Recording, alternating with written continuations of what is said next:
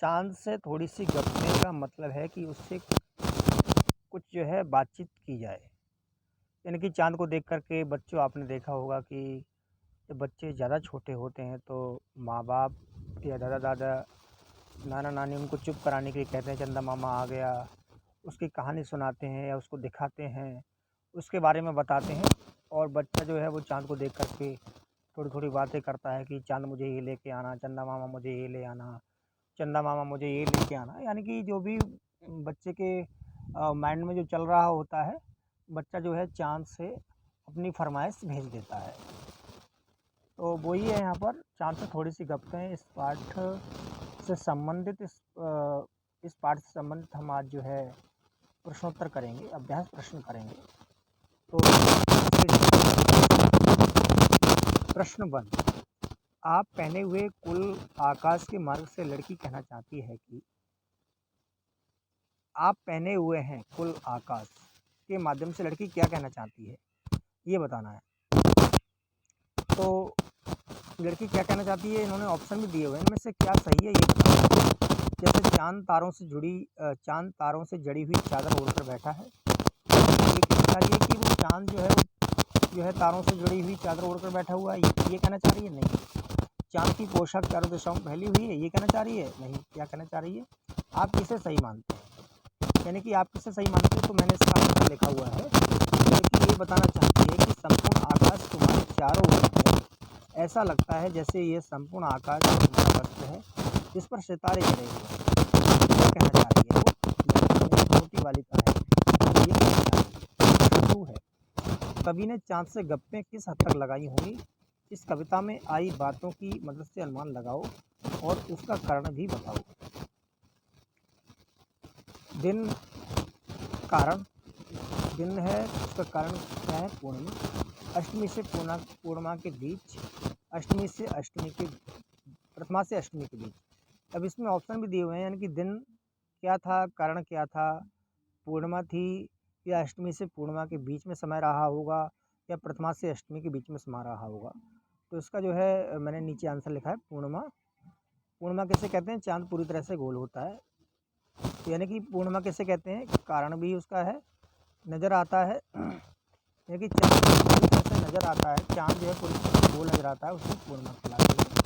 अष्टमी से पूर्णिमा के बीच जो है चाँद जो है वो तिरछा नज़र आता है। जब अष्टमी जब होती है उससे पूर्णिमा तक, यानी कि चाँद जो है हमेशा तिरछा नज़र आता है। प्रथमा से अष्टमी के बीच जो है चाँद बहुत तिरछा नज़र आता है। मैंने इसका आंसर दिया हुआ है। यानी कि क्या रहता है, कारण क्या रहता है, यानी कि अष्टमी से पूर्णिमा के बीच पूर्णिमा को चाँद कैसा रहता है, उसका कारण क्या है, सारे के सारे कारण मैंने ये यहाँ लिख दिए हैं। वह है, मेरे विचार से कवि ने चाँद से अष्टमी से पूर्णिमा के बीच गप्पें लगाई होंगी। अब क्या है, कवि ने जो है जो है गप्पें किस दिन लगाई होंगी?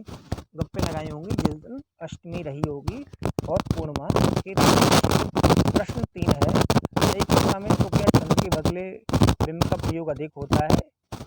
कि वह तस्वीर होती है जो शब्दों को पढ़ते समय हमारे मन में उभरती है। बिंब वह तस्वीर होती है जो शब्दों को पढ़ते समय हमारे मन में उभरती है। यानी बिंब जो है, जैसे बिंब का मतलब है कि वो इमेजिनेशन जो इमेजिनेशन हम करते हैं। जैसे मान लीजिए कि कहीं हम जा रहे होते हैं तो उस जगह का हम अनुमान लगा लेते हैं वो जगह ऐसी होगी। तो शब्दों को पढ़ते समय हमारे मन में उभरती है। कई बार कुछ कवि शब्दों की ध्वनि की मदद से ऐसी तस्वीर बनाते हैं जो कुछ कवि अक्षरों या शब्दों को इस तरह छापने पर बल देते हैं कि उनसे कई चित्र हमारे मन में बने। इस कविता के अंतिम हिस्से में चाँद का एकदम गोल बताने के लिए कवि ने बिल्कुल शब्द के अक्षरों को। तुम इस कविता के और किन किन शब्दों या चित्र की आकृति देना चाहते हो, ऐसे शब्दों को अपने ढंग से लिख करके बताओ। अब क्या है, कवि ने जो बिंब बनाए हैं या बिंब का प्रयोग किया है, यानी कि जो इमेजिनेशन किया है, तो आपको क्या लग रहा है? आप भी इसमें कुछ इमेजिनेशन करना चाहते हो, चित्र बनाना चाहते हो? तो है उत्तर इसका हम देंगे, चाँद का चित्र बनाना चाहते हैं, गोल मटोल तिरछे, यानी कि चाँद जो है गोल मटोल भी होता है, तिरछा भी होता है, ये हम उसका चित्र बनाना चाहते हैं। जैसे अब है अनुमान और कल्पना के शीर्षक के आधार पर कुछ प्रश्न। प्रश्न है, कुछ लोग बड़ी जल्दी चिढ़ जाते हैं। यदि चाँद का स्वभाव भी आसानी से चिढ़ जाने का हो तो वह किन बातों से सबसे ज़्यादा चिढ़ेगा? यानी कि मान लो कि कुछ लोग हैं, हम उनसे थोड़ी बात कर लें तो वो जो है उनको जेलसी टाइप की हो जाती है, चिढ़न हो जाती है, वो चिढ़ने लग जाते हैं। तो उसमें हमें बताना है कि जैसे मान लो कि अगर चाँद भी जो है चिढ़ने लग जाए तो आप क्या करोगे? अपनी कल्पना से चाँद की ओर दिए गए जवाब लिखो। यानी कि अपनी आप कल्पना करो कि चाँद चिढ़ जाए तो वो क्या करेगा? मैंने इसका आंसर लिखा है, यदि चाँद का स्वभाव आसानी से चिढ़ जाने का हो तो वह तिरछे कहे जाने पर ज़रूर चिढ़ेगा। यानी कि उसको हम अगर तिरछा कह देंगे तो वो ज़रूर चिढ़ेगा। घटने बढ़ने की बीमारी की बात सुनकर भी वह बहुत गुस्सा होगा। हम कहते हैं कि चाँद घटता बढ़ता रहता है, तो उसको सुनकर के भी चाँद जो है बहुत चिढ़ेगा, उसको गुस्सा आ जाएगा। वह चिढ़कर यही जवाब देगा कि वह तिरछा नहीं है और ना ही उसे घटने बढ़ने की बीमारी है। ये हमारी नज़र का फेर है कि वह हमें तिरछा नज़र आता है। शायद वह हमें ये भी कहेगा कि अपनी नज़र ठीक करवाने के लिए डॉक्टर के पास जाकर चश्मा लगवा लो। यानी कि वो यही कहेगा कि अगर मैं तिरछा दिख रहा हूँ तो आप जाओ और डॉक्टर से चश्मा लगवा लो। अब है प्रश्न 2 यदि कोई सूरज से गप्पे लगाए तो वह क्या लिखेगा? अपनी कल्पना से गद्य या पद्य में लिखो। इस तरह की कुछ और गप्पे निम्नलिखित में से किसी एक या दो से करके लिखो। पेड़ बिजली का खंभा, सड़क पेट्रोल पंप। अब ये है सूरज से गप्पे। उत्तर इसका मैंने दिया सूरज से गप्पे। अरे सूरज भाई, इतने क्यों नाराज हो? पता नहीं तुम सभी को जलाए जाते हो, तपाते हो दुनिया को जी भर, झुलसा देते हो पेड़ और गप्पे। कभी लाल तो कभी सफेद चांद से नजर आते हो, तुम सदा ऊपर जाने देते हो बड़े बड़े बहाने। क्या तुम कैसे इतना पीड़ा सहते हो? ये मैंने कविता लिखी बच्चों। पेड़ से गप्पों। पेड़ तुम हो कितने कल्याणकारी, छाया देते हो, भोजन देते हो, वर्षा का हो आधार। यानी कि जो है ऊपर पेट्रोल पंप और जो सूरज वगैरह जो ये बच्चों ये आंसर हैं, ये जो प्रश्न दिए थे, पेड़ का खंभा, बिजली का खंभा, सड़क, पेट्रोल पंप, तो इस पर जो है आंसर लिखने थे हमें। तो मैं इसके बारे में कविता लिखी है। सड़क का क्या होगा? पेड़ का मैंने लिख दिया है, पेड़ कितने कल्याणकारी हो, छाया देते हो, भोजन देते हो, वर्षा का हो आधार। ऐसे सड़क पर लिखा है मैंने। ये सड़क तुम कितनी शक्तिशाली हो, तुम में इतनी सहनशीलता कहाँ से आई है? पेट्रोल पंप के बारे में मैंने लिखा है, ये पेट्रोल पंप तुम्हारे में कितना तेल समाया है, ये कभी ख़त्म होने का नाम ही नहीं लेता, तेरे कारण सारी दुनिया सड़कों पर दौड़ रही है, तुमसे शक्ति कहाँ से आई है? अब बिजली का खंभा देख करके हमने क्या सोचा? बिजली का खंभा है, बिजली के खंभे, सिर पर तारों का जाले, तुम क्यों लंबे खड़े हो, करंट मारते खूब हो। कि बिजली के खंभा को देख करके हमने जो है उसको लिखा है। अब दूसरा शीर्षक है भाषा की बात। चांद की संज्ञा है, चांदनी रात में चांद्री विशेषण है। नीचे दिए गए विशेषणों को ध्यान से देखो और बताओ कि कौन सा प्रत्यय जोड़ने पर विशेषण बन रहे हैं। बच्चों, विशेषण और विशेषण किसे कहते हैं आपको ये जानना चाहिए। विशेषण यानी कि जैसे मान लीजिए कि घोड़ा जो है सड़क पर चल रहा है और वह काला है। घोड़ा सड़क पर चल रहा है तो यहाँ पर कोई विशेषण नहीं है। यदि हम ये कहें काला घोड़ा सड़क पर जा रहा है तो यहाँ पर काला जो है वो विशेषण है, क्योंकि किसी भी चीज़ का गुण जो है वो विशेषण कहलाता है। काला होना उसका गुण है तो वो विशेषण हो गया। उसके बाद है अब गुलाबी पगड़ी। इसमें गुलाबी पगड़ी जो है कौन सा प्रत्यय जुड़ा है, इन विशेषणों के लिए एक एक उपयुक्त संज्ञा भी लिखनी है। जैसे पहले क्वेश्चन है ये, गुलाबी पगड़ी, मखमली घास, कीमती गहने, ठंडी रात, जंगली फूल, कश्मीरी भाषा। इसका आंसर मैं बता रहा हूँ, ये विशेषण ई प्रत्यय जुड़ने से बने हैं। ई प्रत्यय है इनमें क्योंकि ठंडी में ई है, जंगली में भी ई है, कश्मीरी में भी ई है, कीमती में भी ई है। और गुलाबी पगड़ी, मखमली घास, कीमती गहने, खीर, ठंडी खीर, जंगली जानवर, कश्मीरी कन्या, ये जो है ई प्रत्यय से शब्द हैं। फिर है गोल मटोल, गोरा चिट्टा। कविता में आए शब्दों के इन जोड़ों में अंतर यह है कि चिट्टा का अर्थ सफ़ेद होता है। गोल मटोल यानी कि गोरा चिट्टा। और कविता में आए शब्दों के इन जोड़ों में अंतर यह है कि चिट्टा का अर्थ जो है वो सफ़ेद होता है और गोरा से मिलता जुलता होता है। सफ़ेद और गोरे में अंतर होता है थोड़ा सा। जबकि मटोल अपने आप में कोई शब्द नहीं है, ये केवल मोटा होने से बना है। ऐसे चार चार शब्द युग में सोच कर लिखो और उनका वाक्यों में प्रयोग करो। अब जैसे 4 शब्द नीचे दिए हुए हैं, इनका जो है हमें वाक्यों में प्रयोग करना है। खाना बाना, चाय बाय, पानी वानी, मोल तोल। अब इसका आंसर क्या है खाना वाने का? खाना वाना तो अच्छा ही बना है, चाय बाय यहाँ चाय बाय का प्रबंध नहीं है। पानी वानी, उसने मुझसे पानी वानी भी नहीं पिलाया। मोल तोल, दुकानदार से मोल तोल करके ही सौदा लेना। तो ये आंसर मैंने लिख दिए। फिर है प्रश्न 3, क्वेश्चन 3 है बिल्कुल गोल। बिल्कुल गोल यानी कि कविता में इसके 2 अर्थ हैं, गोल आकार का, गायब होना। ऐसे 3 और शब्द सोचकर उनसे ऐसे वाक्य बनाओ कि जिनसे 2-2 अर्थ निकलते हो। पहला है पत्र यानी कि पत्ता, बसंत में वृक्षों से पत्ते झड़ने लगते हैं। यानी कि गोल आकार और गायब होना, ये जो है हमें 3 शब्द और लिखने थे। मैंने 3 शब्द लिखे हैं, जैसे कि पत्र है, बसंत में वृक्षों से पत्ते झड़ने लगते हैं। चिट्ठी, आज दादी जी का पत्र आया, पत्र को चिट्ठी कहते हैं। अंबर, वस्त्र, अंबर किसे कहते हैं? वस्त्रों को कहते हैं, यानी कपड़े को अंबर भी कहा जाता है। विष्णु यानी विष्णु भगवान पीताम्बर धारण करते हैं, यानी कि विष्णु भगवान जो है वो पीताम्बर से यहाँ तात्पर्य है पीले वस्त्र धारण करते हैं। आकाश, चांदनी रात में अंबर की शोभा निराली होती है। कनक, सोना, यह हार कनक से बना होता है। कनक किसे कहते हैं? सोने को कहते हैं, और हार जो है वो कनक से बना होता है। सोना, कनक का मीनिंग है सोना। धतूरा, कनक खाने से आदमी पागल हो जाता है। धतूरे का भी जो है बच्चों, धतूरा जो होता है वो, यानी कि जो दो दो हमें सेंटेंस बनाने थे इसके।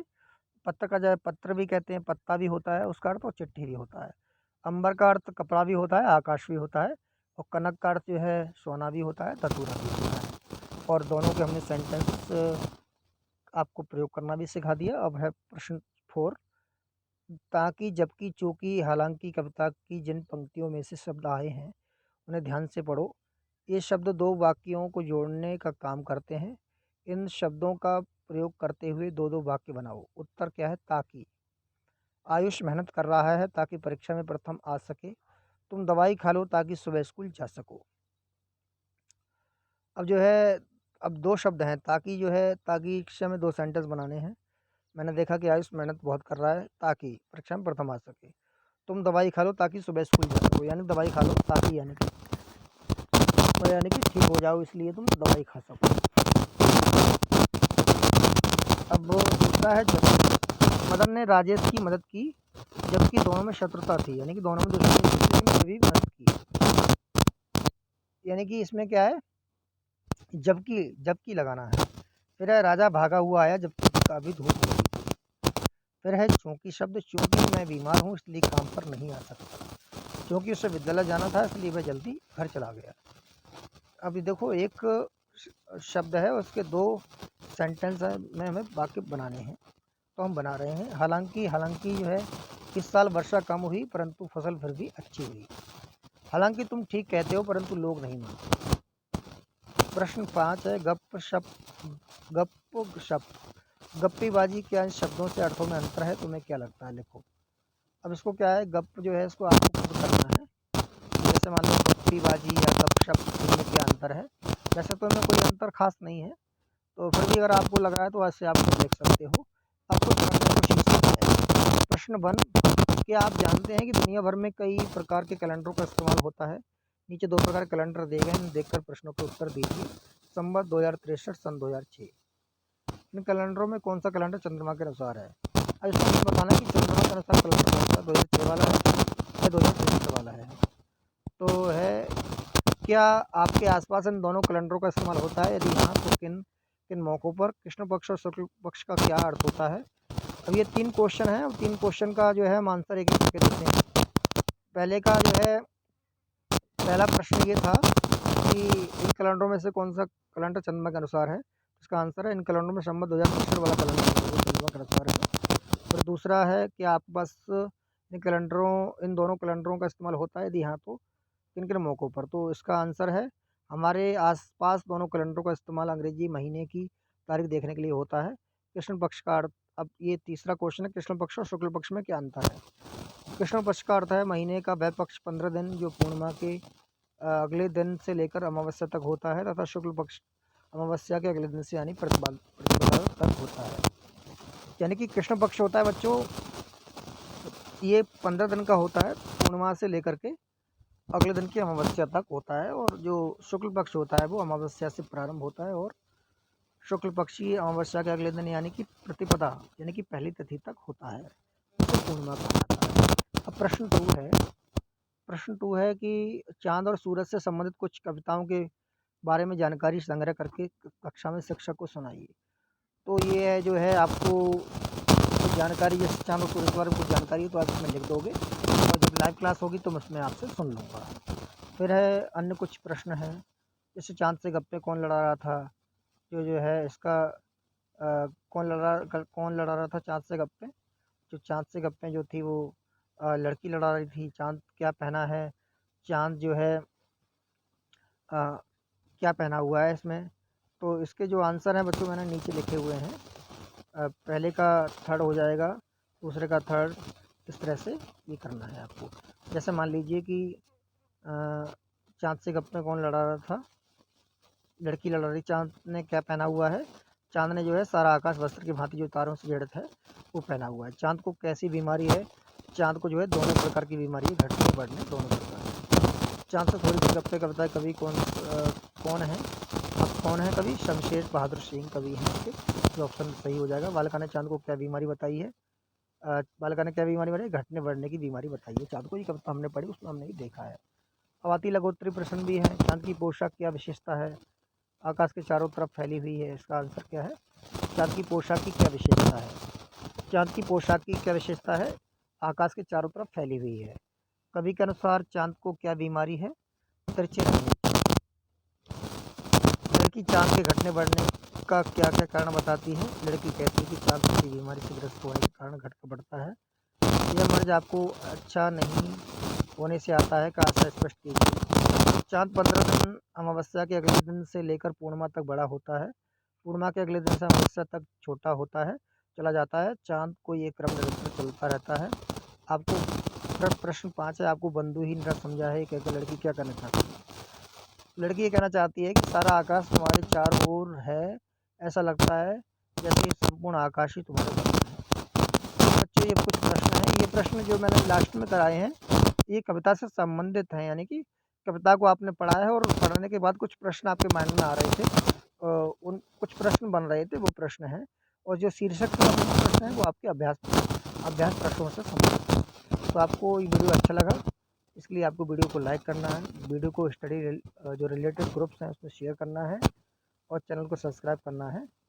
तो अगर आपको वीडियो अच्छी लगी हो तो like, share, comment, subscribe. Video कैसे लगी कमेंट बॉक्स में बताएं। धन्यवाद।